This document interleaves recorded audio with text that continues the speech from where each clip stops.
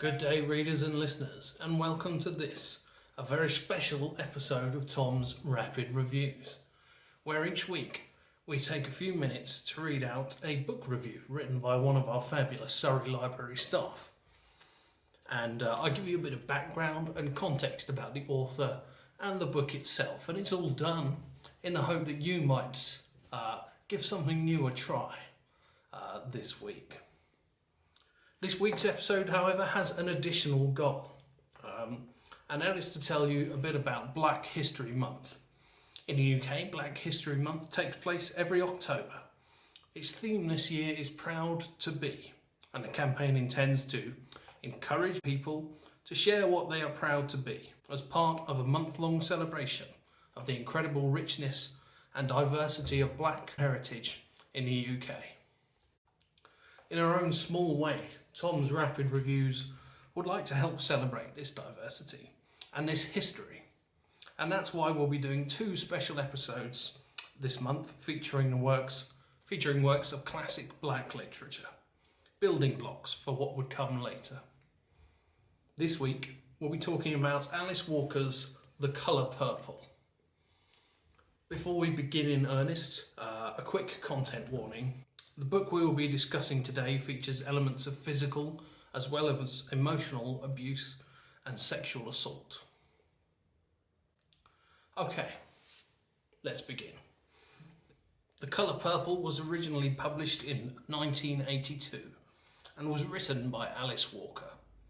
It is what is known as an epistolary novel, meaning its story plays out entirely in the form of letters. It follows the lives of African American women in early 20th century Georgia, chiefly Celie and Nettie. Their lives at the beginning of the novel are not happy, and Walker depicts these women going through the hardships put upon them by the world and the abusive men in their lives. But the novel also shows us the love that binds the women together and sustains them. This review that I'm about to read comes from a former colleague at Woking Library. Let's see what they had to say in their review. This epistolary novel is written from a place of deep love for the community and history it is rooted in. The colloquially expressed spirituality balances the physical traumas at the heart of the narrative through the unforgettable voice of Celie.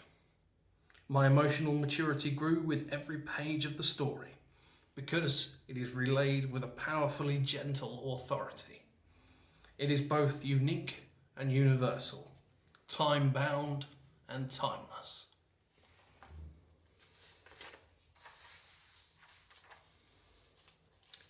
Given the passion contained in that review, Tom's Rapid Reviews would like to give The Colour Purple 5 out of 5. I don't know that there is much I can add, really. Suffice to say that The Colour Purple is a work of weight and power, and one that is baked into Black literary history. Why not make it this month that you give it a try? The Colour Purple is available from Surrey Libraries in paperback or as an audiobook on BorrowBox.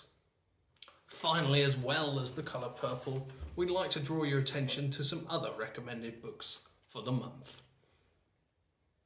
There's 12 Years a Slave by Solomon Northup. It is a memoir and slave narrative from the 1800s about a free man tricked into slavery, his experience as a slave, and his eventual freedom. It was famously made into a film in 2013 and is also available on BorrowBox as an audiobook and Libby as an ebook.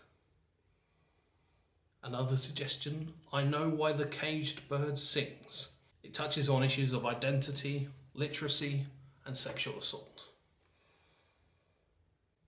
Finally, I'd like to draw your attention to Girl, Woman, Other by Bernardine Evaristo, which tracks the lives of 12 women, mostly black and British, and shows us modern Britain through their eyes. It won a great deal of acclaim when published and is also available as an audiobook on BorrowBox or an ebook on Libby. So, thank you for joining us for this episode of Tom's Rapid Reviews. I really hope that you give some black literature a try this month. For now though, that's all from me. Look out for our next episode on Go Tell It on the Mountain by James Baldwin.